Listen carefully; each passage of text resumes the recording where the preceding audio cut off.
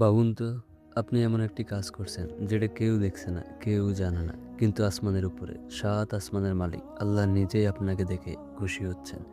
কত বড় সৌভাগ্য হলে এমনটা হয়, আজকের এই ভিডিওতে আমরা জানব সেই ৫ ধরনের মানুষ সম্পর্কে যাদের দেখে আল্লাহ হাসেন, খুশি হন, ভালোবাসেন।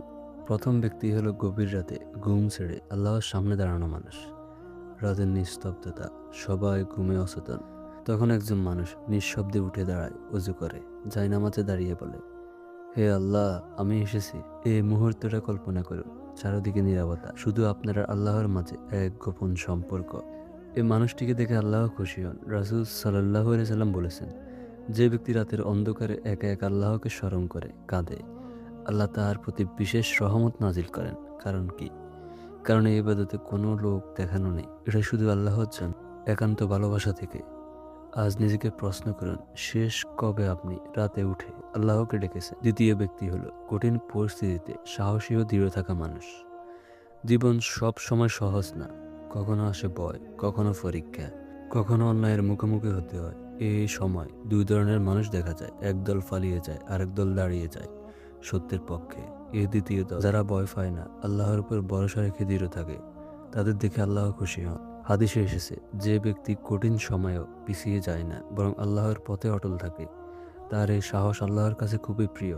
এটা শুধু যুদ্ধক্ষেত্রে নয়, হারাম থেকে নিজেকে বাঁচানো, অন্যায়ের বিরুদ্ধে কথা বলা, নিজের নফসের বিরুদ্ধে লড়াই করা, এইসব এক একটা জিহাদ।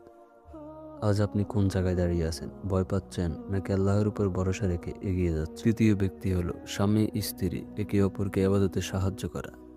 একটা সুন্দর দৃশ্য কল্পনা করুন। রাত, স্বামী ঘুমাচ্ছে, স্ত্রী তাকে আস্তে আস্তে জাগিয়ে বলছে, চলুন নামাজ পড়ি। অথবা স্বামী স্ত্রীকে জাগিয়ে দিচ্ছে, উঠো, তাহাজ্জুদ মিস করো না। এ ভালোবাসা, এ দিনের প্রতি টান, এটা দেখে আল্লাহ খুশি হন। রাসূল সাল্লাল্লাহু আলাইহি সাল্লাম বলেছেন, যে স্বামী তার স্ত্রীকে নামাজের জন্য জাগায় আর স্ত্রী তার স্বামীকে জাগায়, আল্লাহ তাদের উপর রহমত বর্ষণ করেন। কারণ এখানে শুধু দুনিয়ার ভালোবাসা না, এটা জান্নাতের পথে একসাথে চলার প্রতিশ্রুতি। আজ যারা বিবাহিত, আপনারা কি একে অপরকে জান্নাতের দিকে ডাকছেন, নাকি শুধু দুনিয়ার ব্যস্ততায় হারিয়ে যাচ্ছেন? চতুর্থ ব্যক্তি হলো কষ্টের মাঝেও আল্লাহর উপর ভরসা রাখে যারা। জীবনে এমন সময় আসে যখন সব দরজা বন্ধ হয়ে যায়, দোয়া করেও ফল পাওয়া যায় না, চারিদিকে অন্ধকার।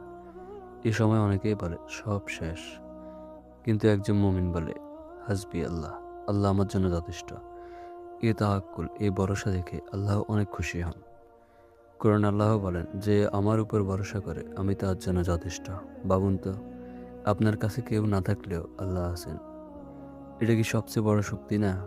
আপনি যখন ভেঙে পড়েন না, বরং বলেন আল্লাহ আছেন, ঠিক তখনই আপনি আল্লাহর প্রিয় বান্দাদের একজন হয়ে যান।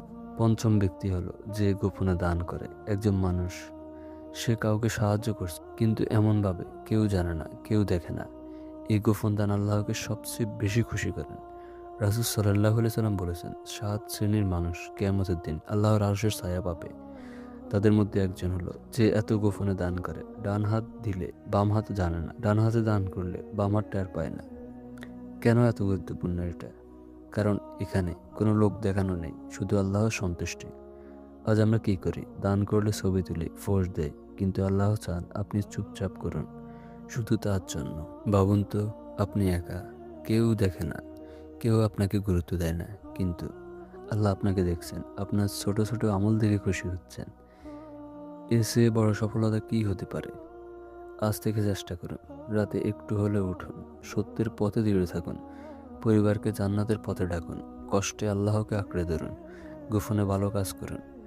হয়তো একদিন আল্লাহ আপনাকে দেখে হাসবেন, আর সে হাসি আপনার জান্নাতের দরজা খুলে যাওয়ার কারণ হবে।